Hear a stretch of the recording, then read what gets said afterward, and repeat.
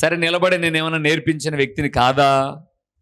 ఏ రీతిగా ప్రార్థన చేయాలో, ఎలాగ దేవునితో మాట్లాడాలో అనునిత్యం మిమ్మల్ని నడిపించేదానికి నేను ఎప్పటికప్పుడు మీకన్నా ముందే సిద్ధపడి క్రమంలోనికి నడిపిస్తున్నానే. అయినా నీకేమి లేదు, ప్రార్థన మీద ఆసక్తి లేదు, ఇష్టం లేదు నీకు. ఎందుకు వచ్చావంటే సిగ్గు లేకుండా చెప్తాను చూడ, ఏం భయం లేదు. మా పిల్లలకు పెళ్ళిళ్ళు ఇక్కడే అయ్యాయి, చచ్చిపోతే మమ్మల్ని పూడ్చిపెడతారు, లేకపోతే దేవుడు ఎన్నో మేలు చేశాడు కాబట్టి అమ్మో ప్రార్థన పోవాలా అని తూతూ మంత్రంగా వస్తున్నావే కానీ బడికెళ్ళిన పిల్లవాడు చదువు నేర్చుకుని ప్రయోజకుడు అయినట్టుగా, పనికి వెళ్ళిన వాడు పనిచేసి కూలి తెచ్చుకున్నట్టుగా, ఉద్యోగానికి వెళ్ళిన వాడు విధి నిర్వహణ చక్కగా నిర్వర్తించి జీతం తెచ్చుకున్నట్టుగా ప్రార్థనా జీవితాన్ని మెరుగుపరుచుకొని పరలోకం పొందుకోవాలన్న తపన నీకు లేదు.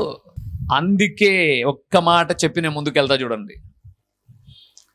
పక్షి పైకి ఎగరాలి అంటే, వినండి, పక్షి ఇంటి ముందు వచ్చి వాలింది, మన ఇంటి ముందు ఏదో వచ్చిన గింజో ఏదో తింటుంది, మనం దాని దగ్గరికి వెళ్ళాం. పక్షి మనం దగ్గరికి వెళ్ళగానే రివ్వున పైకి ఎగురుతుంది. పైకి ఎగరడానికి దానికి ఆధారం ఏంటి? రెక్కలు. గుర్తుపెట్టుకోండి, రాసి పెట్టుకోండి బాండ్ పేపర్ మాదిరి. నువ్వు పైకి ఎదగాలి అంటే ఒక రెక్క ప్రార్థన అయి ఉండాలి, ఒక రెక్క దేవుని వాక్యమై ఉండాలి. నువ్వు ఎందుకు ఇంకా అట్లే ఉన్నావు చెప్పమంటావా? అందరూ కష్టపడుతున్నారు, భార్య కష్టపడుతుంది, భర్త కష్టపడుతున్నారు, పిల్లలు కష్టపడుతున్నారు, కుటుంబం అంతా కష్టపడుతున్నారు. వెనక్కి చూసుకుంటే ఏం మిగులుబాట్లేదు.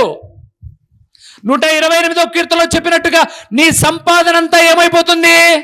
చినిగిపోయిన సంచిలో వడ్డీలకు అప్పులకు బతుకంత ఇంతే. ఎందుకు పైకి రాలేని జీవితం? ఏం తక్కువ ఏమైనా కష్టపడుతున్నావా? బ్రహ్మాండం కష్టపడుతున్నావు. కనీసం నీకు సొంత ఇల్లు బాడిగిల్లో ఉంది. ఒక 15,000 సంపాదిస్తున్నావు అనుకో. నేను ఎప్పుడు లెక్కలేస్తా ప్రియులారా, లెక్కల మాస్టర్ కావాల్సింది నేను. దేవుడు వాక్య మాస్టర్ని ఇచ్చాడు. నేను ఎప్పుడు లెక్కలేస్తా. 15,000 సంపాదించు, 15 లక్షలేమొద్దు నెలకు, 15,000 సంపాదించు. ఇంటి బాడిగా ఒక 4,000 పక్కన పెట్టు, కరెంటు బిల్తో సహా. ఎంత మిగిలింది? 11,000 మిగిలింది. ఇంట్లో 4 పిల్లలు ఉన్నారు. ఒక చిన్న మూట బియ్యం తింటారా? తిన్నారనుకుందాం. 2,000 రూపాయలు పెట్టి ఒక చిన్న బియ్యం మూట ప్యాకెట్ కూడా తెచ్చుకో. నెలకు 9,000 ఉంది. 4 వారాలు సండే నాన్ వెజ్ చికెన్ తెచ్చుకొని తిను. 4 2 8, 1,000 రూపాయలు మసాలాలతో కూడా కలిపి 1,000 రూపాయలు పోయింది. ఇంకెంతుంది?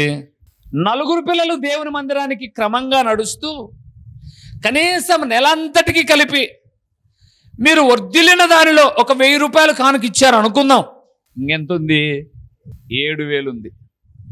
ఒక 2,000 పాప పేరు మీదనో బాబు పేరు మీదనో ఫిక్స్డ్ చేయండి. ఎంత? 2,000 రూపాయలు. పిల్లలు ఎదిగేసరికి ఈరోజు బుద్ధి లేని గాడిదల మాదిరి ఎట్ట తయారై తెలుసా? పిల్లల గురించి శ్రద్ధ లేకుండా అమ్మాయి వయసుకు వచ్చిన తర్వాత అప్పుడు తిరుగుతాంటారు అప్పుల కోసం. చిన్నప్పటి నుంచే ఒక 100 రూపాయలు పొదుపు చేస్తే ఆ దినానికి బిడ్డలకు అంతో ఇంతో, కనీసం నువ్వు అప్పు చేసేది 10,000 అనుకున్నప్పుడు 5,000 మిగులుతుంది కదా. ఒక 2,000 ఫిక్స్డ్ చేయండి. ఇంకెంతుంది? ఇంకా 2,000 మీకు అదనంగా ఖర్చులు, దాళ్ళకు దీళ్ళకు, ఫోన్ బిల్లులంట, డిష్ బిల్లులంట, ఎక్సెట్రా అన్నీ కట్టేయండి. ఇంకెంత మిగిలింది? నెలకు 3,000 చొప్పున 12 నెలలకు ఎంత మిగలాలి? 36,000 మిగలాలి. నీ జీవితంలో మిగులుబాటు ఉందా? సిగ్గు అనిపిదండి దేవుని నమ్ముకొని అలాగ బతుకుతుంటే. నేను 15,000 క్యాలిక్యులేట్ వేసింది. నేను వేసింది 15,000. అంతకన్నా ఎక్కువ సంపాదిస్తుంటే నువ్వు దేవునికి కూడా ఇచ్చే మనసు లేదు. నేను ఇంకా 1,000 రూపాయలు అన్నాను. దేవునికి ఇచ్చే మనసు కూడా లేదు. అందుకే ఎప్పుడు గుర్తుపెట్టుకోండి, దేవునికి నువ్వు ఇవ్వకోకుండా దేవా నాకు ఫ్లాట్ బీర్వా ఫ్లైట్ అని అంటే దేవుడు ఎప్పుడు కూడా ఇవ్వడు. ఈయుడి అప్పుడు మీకు ఇవ్వబడును అన్నాడు, కానీ బిగబట్టుకోండి అప్పుడు అడగండి మీరు అని అనలా నా దేవుడు. ఇలాగ బ్రతకలేని జీవితము ఎందుకు కారణము అంటే వింటున్న వాక్యము నీలో లేదు, నీకు ప్రార్థనా జీవితం కూడా లేదు. దీన్ని మీరు ఆఫ్ చేసి, అన్న మాకు 15,000 కదన్నా మా జీతం, మేము పోయేది కసు ఊడ్చనికి, ఇళ్ళలో బోకులు కడగనికి, పాతలు కడగనికి, మాకు వచ్చేది 7,000 అన్న అంటే 7,000కే లెక్కేసుకో. ఇప్పుడు నేను చెప్పిందంతటిని నీకు ఒక చిన్న ఇల్లు ఉన్నిందనుకోండి, ఈ 7,000ను నేను చెప్పిన ప్రతి అమౌంట్ సగం సగం సగం సగం సగం వేసుకుంటా వచ్చినా కూడా ఎంత మిగులుతుందో తెలుసా? అప్పుడు 3,000 మిగులుతుంది అన్నాను, ఇప్పుడు 1,500 మిగులుతుంది. ఇప్పుడు 1,500 చొప్పున సంవత్సరానికి ఎంత అవుతుంది అని అంటే దగ్గర దగ్గర 17,000 మిగులుతుంది. మిగులుబాటులో ఉన్నారా మీరు? ఎందుకు లేరు? ఒక్కటి గుర్తుపెట్టుకోండి, ప్రార్థన వాక్యము విని ఆ ప్రకారంగా నడుచుకోకపోతే పైకి ఎదగడము ఎప్పుడు కూడా ఉండదు. పురుగులారా, రెక్కలు ఉన్నాయి కాబట్టి పక్షి ఎగురుతుంది, ప్రార్థన లేదు కాబట్టి నీ బతుకు అనే సతికిలబడింది. కానీ ప్రార్థనే కలిగిన నీ జీవితంలో అంచెలంచెలుగా ఎదుగుతావు పురుగులారా, అంచెలంచెలుగా ఉన్నతంగా ఆశీర్వదించబడతావు అని దేవుని వాక్యం సెలవిస్తుంది. ఈ ప్రార్థన అంటే నీకేమవుతుంది తెలుసా? లూకా రాసిన సువార్త 18వ అధ్యాయము మొదటి వచనము, వారు విసుకక నిత్యము ప్రార్థన చేయుచుండవలెననుటకు ఆయన వారితో ఈ ఉపమానము చెప్పెను. చాలండి, ఆయన చెప్పిన ఉపమానం అదంతా మీకు అర్థమవుతుంది, తర్వాత చదువుకోనండి. ఇప్పుడు నీ జీవితంలో ప్రార్థన అంటే ఏముండకూడదు? విసుగుండకూడదు. విసుగుంటే కసువు మాదిరి నీ బతుకు బతకాల్సింది వస్తుంది. ఇప్పుడు మీరు అనుకోవచ్చు, నీకేమన్నా నువ్వు బాగా చెప్తావు, నీకు ఒక ఇల్లు ఉంది, ఒకవేళ మేము వేసే కానుక ఇంతంటే చెప్తా. అది కూడా నేను ఎప్పుడు కూడా లెక్కాసారంగానే ఉంటా ప్రియులారా. మీరిచ్చే అర్పణలు నేను వెచ్చించే దేవుని సన్నిధానంలో వెచ్చిస్తూ ఉన్నప్పుడు ఏ విషయంలో కూడా ధైర్యంగా చెప్పగలను, అర్పించిన ప్రతి అర్పణ టీవీ పరిచయం కట్టేస్తాను నేను. ఇప్పుడేదో దేవుని మహాకృపను బట్టి ప్రొద్దుటూరులో ఒక చిన్న షెడ్ వేసుకొని కిందన కూడుకుంటున్నాం, కానీ అక్కడ ఒక 15,000 నెలకు, తర్వాత ఇక్కడ ఒక 20,000, ఇవన్నీ చూసుకుంటే 40,000 రూపాయలు. కానీ నా దేవుడు నన్ను సమృద్ధిగా అలాగ నిలబెడుతున్నాడు తెలుసా? దేవుని పిల్లలు ఎవరైనా ఇచ్చిన అర్పణ రాగానే ఫ్రిడ్జ్ కొందాం, లేకపోతే కుక్కర్ కొందాం, నిక్కర్ కొందాం, ఈ ప్లారితనాలు చేయను నేను. ఫస్ట్ పరిచర్య ఏం చేద్దాం? పరిచర్యకు చెల్లించాల్సిన డబ్బు ఈ రోజు వరకు ఏ రోజు కూడా, ఒక 6 నెలలు నడుపుదాం టీవీ పరిచర్య అనుకున్నాం, 5 సంవత్సరాలైంది. ఏ రోజు కూడా ఫోన్ చేసి ఏం బ్రదర్ మీరు డబ్బు ఇంకా ఇవ్వాల అనిపించుకోను. ఎందుకో తెలుసా? నేను తినకపోయినా, నేను ఇదివరకే చెప్పాను చాలా మాటలు. కొన్నిసార్లు నేను ఏం చేసేవానంటే, ఇక మన బిడ్డలదే ఉంది అంగడి, అక్కడికి వెళ్ళి 1/2 కేజీ నూనె తెచ్చుకుంటే అవమానభరితంగా ఉంటుంది కాబట్టి ఏదో స్టైల్గా బజార్కి వెళ్ళేసి 1/2 కేజీ తెచ్చుకొని అంతటితోనే ప్రక్కన వాళ్ళ కాడ చేయి చాచకుండా, ఈరోజు ఎలాగున్నాం రేపు మరొక రీతిగా ఇస్తాడు, ఈరోజు ప్రార్థన చేద్దాం, మనం వాక్యం కొరకు ప్రాధాన్యత ఇస్తున్నాం, ప్రభు మనల్ని పోషిస్తాడు. ఎక్కడైనా తక్కువైందా? దేవునిందు ప్రియులారా, ప్రార్థన అంటే ఏముండకూడదు? విసుగుండకూడదు. ఆయన ఏందబ్బా ప్రతి నెల అంట ప్రార్థన, ప్రతి నెల ప్రార్థన చేయదులే, ఇళ్ళ కాడ కూర్చొని బేకార్ మాటలు మాట్లాడుకోండి, వ్యర్థమైనవి చూడండి, అవి మీ కుటుంబాలను కడతాయి, మిమ్మల్ని నిలబడతాయా? ఏం నిలబడతాయండి? ప్రార్థన అంటే విసుగు ఉండకూడదండి. చూసారా, ఒకరోజు నేను ఎందుకో ప్రార్థన చేస్తూ ఉదయకాలం నుంచి సాయంకాలం వరకు ప్రార్థన చేసే బిడ్డలు ఉన్నారు, వీళ్ళు ప్రార్థన చేస్తారు ఈ హోల్ నైట్ ప్రేయర్లో అన్నానండి. నెక్స్ట్ వీక్ టపా టపా టపా టపా అని 4 వికెట్లు డౌన్ అయ్యాయి. అంటే ఏం చేశారు వీళ్ళు? వద్దులే వద్దు ప్రార్థనకు పోతే ఆయన ఏం చేయమంటాడు? ఏమండి మా ఇంట్లో బోకులు కడమంటున్నామా, ఇండ్లు తుడచమంటున్నామా, ఏం చేయమంటున్నా? మేము దేవునితో మొరపెట్టండి మీ కుటుంబాలు శపితమైపోయాయంటే ఇంకా నీకు ప్రార్థన లేదు. తెలీదా మీకు ఎలాగున్నాయో? కుటుంబాలు దీవెనకరంగా ఉన్నాయా, ఆశీర్వాదకరంగా ఉన్నాయా? శాపము తాండవిస్తుంది మీ సొంత నిర్ణయాలను బట్టి. మీరు దేవుని సన్నిధిని నిర్లక్ష్యం చేసిన విధానాన్ని బట్టి వెంటాడుతుంది అపవాది. మొరపెట్టవా? దేవుని సన్నిధానంలో గోజాడవా? అందుకే అక్కడే ఉన్నావు నువ్వు. గుర్తుపెట్టుకోండి, మీరు పైకి ఎదగాలి అంటే 2 ప్రియులారా, 1 విన్న వాక్య ప్రకారంగా నడుచుకోవాలి, 2వది ప్రార్థనా జీవితాన్ని కలిగి ఉండాలి. పక్షి పైకి ఎగిరినట్టుగా దినదినం దినదినం దినదినం పైకి దినదినం పైకి ఎదుగుతాం. ఈరోజు చాలామంది పిల్లలు ఉన్నారు, చెప్పమంటారా? కరెక్ట్గా మోకాలు వంగలేరు మీ పిల్లలు. 45 సంవత్సరాలు దాటిపోయాయండి వయసు. ఎన్నో పర్యాయములు వైద్యులు, అయ్యా ఎప్పుడో నువ్వు ఆడుకునేటప్పుడు మోకాలకి ఏదో లోపల ఇన్ఫెక్షన్ అయింది, ఆ చిప్పకు లోపల గీత పడింది, ఇప్పుడు ఆపరేషన్లు ఇవన్నీ వద్దు, మోకాలు వంగగా చాలన్నాడు. ఈ కాలు ఇట్లే పడిపోయినా పర్లేదు ప్రభు అని మోకరించి ప్రార్థిస్తూ ఉంటే ఈ రోజుకు నీ ఒళ్ళు మోకరించడానికి నీ పిల్లలకు లేదు. ఒక భార్య భర్త వచ్చారు నా దగ్గరికి ప్రార్థనకు. భార్య మంచి ప్రార్థనా పర్వాలు, భర్త అప్పుడప్పుడు భార్య కోసం ప్రార్థనకు వచ్చేవాడు. ఇద్దరు మోకాలంగండి ప్రార్థన చేస్తానన్నాను. మహా అంటే ప్రార్థన ఎంతసేపు చేసింటా? ఏమది విజ్ఞాపన ప్రార్థన కాదు కదా, నా వ్యక్తిగత ప్రార్థన కాదు కదా. భార్యాభర్తలను వారి పిల్లలను దీవించమని ప్రార్థన చేయమన్నారు. ఇద్దరు మోకాళ్ళు వంగారు, ఇద్దరు తలల మీద చేయబెట్టాను, ప్రార్థన చేస్తున్నాను. ఈ కుడిపక్క చెయ్యి కిందికి పోతుంది, పైకి వస్తుంది, కిందికి పోతుంది. 5 నిమిషాలు ప్రార్థన చేస్తే 4 మాటలు కిందికి వంకుంటాడు, పైకి లేస్తాడు, కిందికి వంకుంటాడు, పైకి లేస్తాడు. ఈయనకేం అలవాటు లేదు, మోకాల అనుభవం లేదు. ఆమె నిటారుగా నిలబడుకున్నది ప్రార్థనలో, అలాగే ఉంది. ఈ చేయి కదల్లా, ఇది ఇట్లే ఉంది. ఈ చేయి మాత్రం ఒకవేళ ఎదుగు అక్కడ పెద్దోళ్ళు ఉన్నారు చూడండి, వయస్సు లేదా శరీరం సహకరించలే, వేరే వయసు, పట్టుమని 20 సంవత్సరాల వయసు కూడా లేవు మీ పిల్లలకు, 15-16 ఏళ్ళు కూడా లేవు. మోకాలంగమంటే మోకాలంగలేని ప్రార్థన చేయాలని ప్రార్థన చేస్తున్నారంటే ఎవరి కోసం వస్తున్నారు ప్రార్థన కోళ్ళు? అమ్మ నాయన కోసం వస్తున్నారు. ఒక వయసు వచ్చి పక్కన భార్య వచ్చిన తర్వాత బా ప్రార్థన కావాలంటే మేము రాగానే అంటారు. ప్రార్థన అంటే విసుగు. ఇంకా దౌర్భాగ్యం ఏంటో చెప్పమంటారా? నేను ఎప్పుడో చెప్పాను, మీరందరూ చక్కగా ప్రార్థనా జీవితాన్ని పెంపొందించుకోండి అని చైన్ ప్రేయర్ పెట్టాం. చైన్ ప్రేయర్ పెట్టినప్పుడు ఏం చెప్పాం? చక్కగా ఒక పాట పాడుకోండి, ఒక అధ్యాయం బైబిల్ చదువుకోండి, లేదా 2 అధ్యాయాలు బైబిల్ చదువుకోండి, క్రమంగా ఒక 2 అధ్యాయాలు బైబిల్ చదువుకోనండి. 5 నిమిషాలు పాడడానికి, 10 నిమిషాలు బైబిల్ చదవడానికి, 15 నిమిషాలు అయిపోయింది. 5 నిమిషాల ముందే వచ్చి డోర్ కొడతారు, ఇంకా 40 నిమిషాలు మిగిలింది. 40 నిమిషాలైనా ప్రార్థన చేసుకోనంటే ఎవర్రా కూని రాగాలని చెప్పి మందిరంలోనికి వస్తే బైబిల్ చదువుకుంటా సగం పాట సగం బైబిలు. అంటే కరెక్ట్గా 40 మినిట్స్ కూడా ప్రార్థన చేసుకోవడంలా. ఇది ఎట్టుందంటే బలవంతంగా నెత్తన బరువు పెట్టి పంపించినట్టుంది. అందుకే జీవితాలు అంతంత మాత్రమే ఉన్నాయి.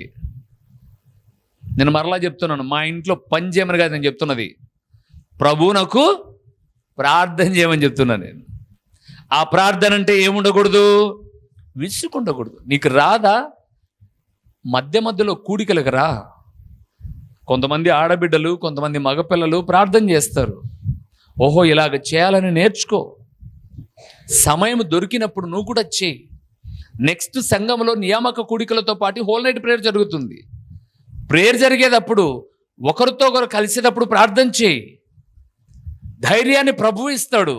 ఒకరోజు సంఘంలో అందరితో పాటు నిలిచి ఏం చేయాలి? నువ్వు ప్రార్థన చేయి. సంఘంలో అందరితో పాటు ప్రార్థన. గొంతు ఇంటికాడ దయ్యాలకునేట్టుంటాయి గొంతు. ఇక్కడ ప్రార్థన చేయమంటే మళ్ళీ దానికి తోడు భూమి కానిచ్చింటారు తలకైట.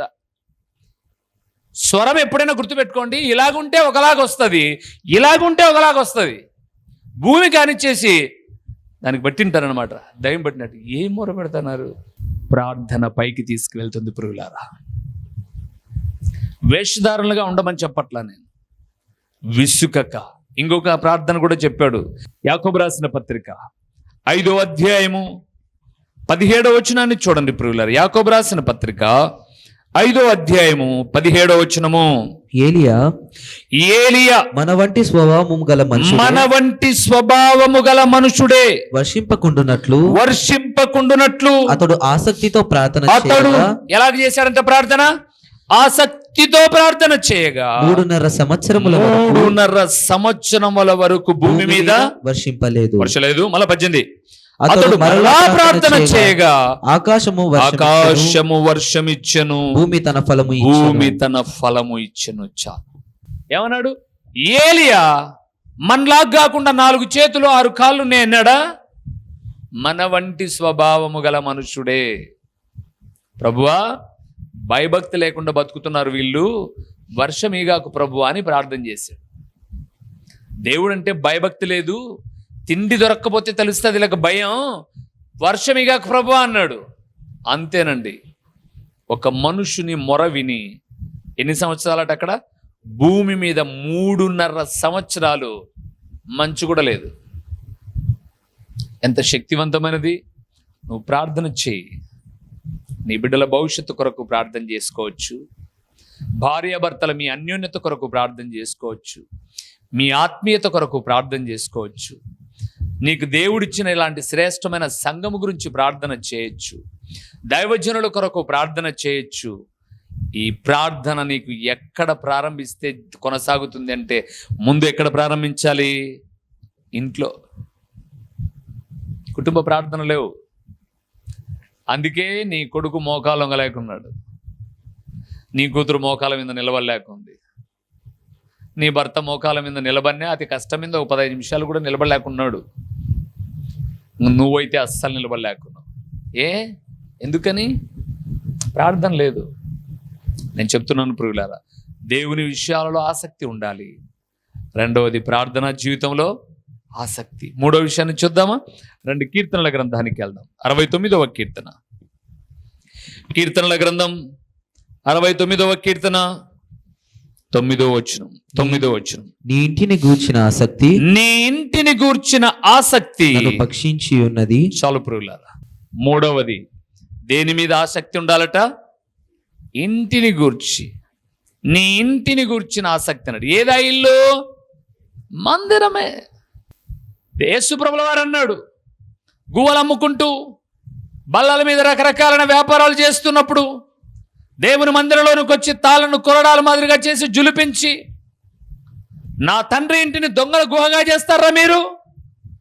నా మందిరము సమస్త జనులకు ప్రార్థనా మందిరం. సొలొమోను ఎక్కడ మోకరించి బలులర్పించి ప్రార్థన చేశాడండి? మందిరం ఎదుట. దావీదు దేని కొరకు ప్రార్థన చేశాడు? మందిరం కొరకు, మందిరంలో ఉండాలని. దావీదు ఒక ప్రార్థన చేస్తాడు చూడండి. ఒక 4 పేపర్లు పైకి తిప్పి 132వ కీర్తనకు రండి. కీర్తనల గ్రంథం 132వ కీర్తన 3-5 వచనాలు చూద్దాం. తర్వాత 11వ వచనాన్ని చూద్దాం. తర్వాత 14వ వచనాన్ని చూద్దాం. 3-5 వచనాలు చూస్తున్నాం. యాకోబు యొక్క బలిష్ఠునికి మ్రొక్కుబడి చేసెను. ఎట్లనగా యెహోవాకు నేను ఒక స్థలము చూచు వరకు, యాకోబు యొక్క బలిష్ఠునికి ఒక నివాస స్థలము నేను చూసు వరకు నా వాసస్థానమైన గుడారములో నేను ప్రవేశింపను. నేను పరుండు మంచము మీదికెక్కను. నా కన్నులకు నిద్ర రానేను. నా కనురెప్పలకు కునికిపాటు రానేను. 11వ వచనం. నీ గర్భఫలమును నీ రాజ్యము మీద నేను నియమింతును. నీ కుమారులు నా నిబంధనను గైకొనిన ఎడల, నేను వారికి బోధించు నా శాసనమును వారు అనుసరించిన ఎడల, వారి కుమారులు కూడా నీ సింహాసనము మీద నిత్యము కూర్చుందురని. 14వ వచనం. ఇది నేను కోరిన స్థానము, ఇది నిత్యము నాకు విశ్రమ స్థానముగా ఉండును. ఇక్కడనే నేను నివసించెదను. నువ్వు ఆదివారం కనపడితే మళ్ళా ఆదివారం వరకు మోకులేసి నాగిన రావు. బతుకు ఎట్లా బాగుపడుతుందండి? ఎట్లా జీవితాలు దీవెనకరంగా ఉంటాయి? గుర్తుపెట్టుకోండి ప్రియులారా, దేవుడు అన్నమాట నేను కాదు. 14వ వచనం చాలా ప్రాముఖ్యమైనది. ఇది నేను కోరిన స్థానము, ఇది నిత్యము నాకు విశ్రమ స్థానముగా నుండును. ఇక్కడనే నేను. మరి ఇక్కడ దేవుడు ఉంటే నువ్వు ఎక్కడో పోయి తిరుగుతా అంటే ఏం లాభం? ఉన్న చోటు కదా నువ్వు రావాలి, మొరపెట్టాలి కదా, దేవుని శరణు వేడాలి కదా. తండ్రి, నా ఇంట్లో నాకు అననుకూలత, నేను ప్రార్థన చేసుకుందాం అన్నప్పుడు నా భర్త ఏదో టీవీ చూస్తుంటాడు, నా పిల్లలు హోంవర్క్ చేసుకుంటుంటారు, నా కుటుంబంలో రకరకాల పనులన్నీ జరుగుతుంటాయి. కాబట్టి తండ్రి, ఆదివారం తర్వాత ఒకసారి మళ్ళీ మంగళవారం వస్తాను ప్రభువా, శుక్రవారం కూడా వస్తాను ప్రభువా, 1 గంట మనసారా కొన్ని నీ మాటలు విని ప్రార్థన చేసుకుంటాను ప్రభువా. వీలైతే ఆదివారం సాయంకాలం కూడా నీ సన్నిధిలో గడుపుతాను ప్రభువా. ఈ నిర్ణయం నువ్వు తీసుకోగలిగితే దేవుడు అన్నాడు 11వ వచనంలో, నీ గర్భఫలమును నీ రాజ్యము మీద నేను నియమింతును, నీ కుమారులు నా నిబంధనను గైకొని ఎడల నేను బోధించిన శాసనములను బట్టి నీ సింహాసనము నిత్యము కూర్చుందునని షార్ట్కట్లో చదివాను నేను.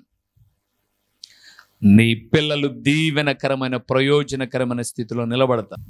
ఆదివారాలు కూడా కాలేజీలండి, ఆదివారాలు కూడా పాఠశాలలండి. అవును, ఉలక పెట్టుకొని వస్తారు చూడండి మీ పిల్లలు. రోగం వస్తే పో అంటారా? ఇంటికి బంధువులు వస్తే పో అంటారా? ఏమండి, నేను చదువును తృణీకరించను ప్రియులారా, చదువు కావాలి. ఆదివారంలో కొన్ని ప్రత్యేకమైన పరీక్షలు ఉన్నాయి. ఏవి? ఇదిగో టెట్ అనో, డిఎస్సి అనో, లేదా ఇంకా ఏమైనా ఎగ్జామ్స్ ఉంటే నువ్వు అటెండ్ కావాలి. ఇది మామూలుగా కూడా ఆదివారం ఆరాధన లేదా? ఇంక ఏమి నేర్చుకుంటారు వాళ్ళు? ఏ భయభక్తులు నేర్చుకుంటారు వాళ్ళు? ఏ తప్పిపోయినప్పుడు తిరిగి సరైన దారిలోనికి వస్తారు? నీ మీద ఏ ప్రేమ ఆప్యాయతలు నేర్చుకుంటారు వాళ్ళు? నీ మీద ప్రేమ ఆప్యాయతలు కాలేజీలో నేర్పిస్తారా? దైవికమైన క్రమాన్ని కాలేజీలో నేర్పిస్తారా?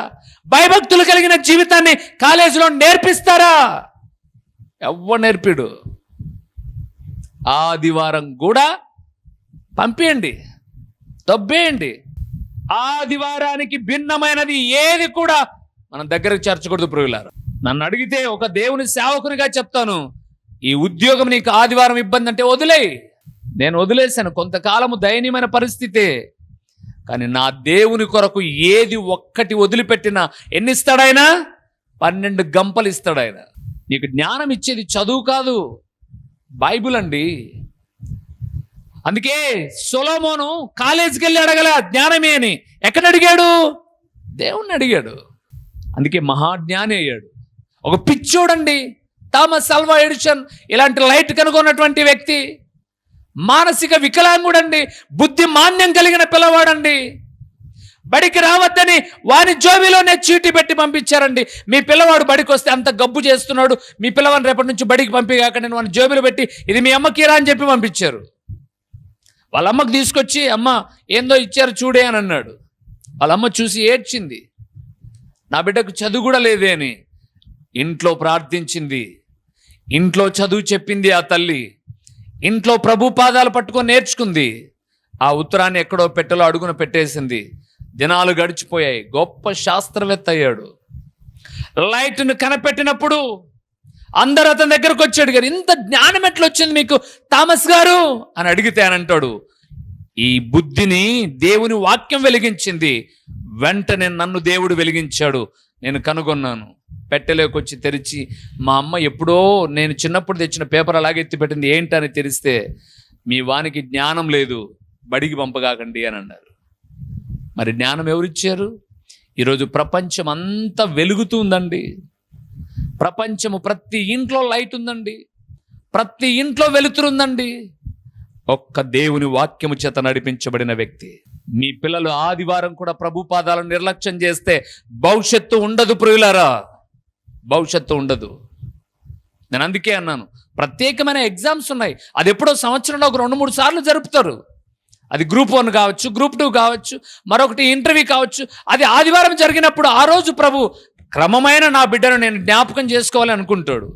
కానీ నువ్వు 52 ఆదివారాలు ఉంటే ఏం ఒలగబెడతారండి? అర్ధ గంటలో వచ్చి ఏం ఒలగబెడతారండి ఆ 2-3 గంటల్లో? సాతాను యొక్క కుయుక్తి ఇది. అందుకే ఆదివారం సాయంత్రం వరకు బడి పెట్టరు. చూడండి, చదువు అవసరం కదా, మరి సాయంత్రం వరకు పెట్టమనండి. ఆ రోజు కూడా బడి ఎంతవరకు పెడతారు? 12కి ఇంటికి వస్తుంది అమ్మాయి అబ్బాయి. గుర్తుపెట్టుకోండి ప్రియులారా, ఇంటిని గూర్చిన ఆసక్తి నన్ను ఏం చేస్తుంది? తినేస్తుంది ప్రభువా నన్ను. కోరాహు కుమారుడు తండ్రి శపించబడిన వ్యక్తి, భూమి నెరవేర్చి చచ్చిపోయాడు. కుమారులు ఏమంటారో తెలుసా? మేమెప్పుడు దేవుని సన్నిధానానికి వెళ్దుము, మేమెప్పుడు దేవుని మందిరాన్ని చూస్తాం. మేము ఈరోజు అంతో ఇంతో మీ తల్లిదండ్రులు మీరు ప్రేమిస్తున్నారు అంటే మీలో ఉన్న వాక్యమే. మరి మీ పిల్లలు రేపొద్దున మిమ్మల్ని ప్రేమించాలంటే వాళ్ళలో ఏముండాలి? పాఠ్య పుస్తకాల్లోని భాగాల. ఈ 24వ సంవత్సరం వచ్చేసరికి ప్రేమ ఆప్యాయతలు నశించిపోతూ ఉంటే, ప్రతి వారం వాక్యమైన నీలోనే కొంత ప్రేమ ఉంటే, అసలు వాక్యమే లేకపోతే నీ పిల్లలు రేపొద్దున నిన్ను ఏం చేస్తారో చూసుకో. అందుకే స్వచ్ఛంద సంస్థలు అందరూ కూడా ఏం చేశారంటే ఎక్కడ చూసినా ఓల్డ్ ఏజ్ హోమ్లు పెట్టారు. కొన్ని పెయిడ్, కొన్ని నాన్ పెయిడ్. డబ్బు కడితే ఒకలాగా చూసుకుంటాం ముసలోళ్ళను, డబ్బులు కట్టకపోతే మా కొద్ది మేము ఏదో టయానికి పెట్టి పంపిస్తాం. ఎందుకు వృద్ధాశ్రమాలు? దైవికమైనటువంటి భయము లేక. దేవుని బిడలారా, మందిరంను గురించిన ఆసక్తి ఉండాలండి. ఈ మాట మరలా మీరు చూడండి, దావీదు రాసిన మాటే.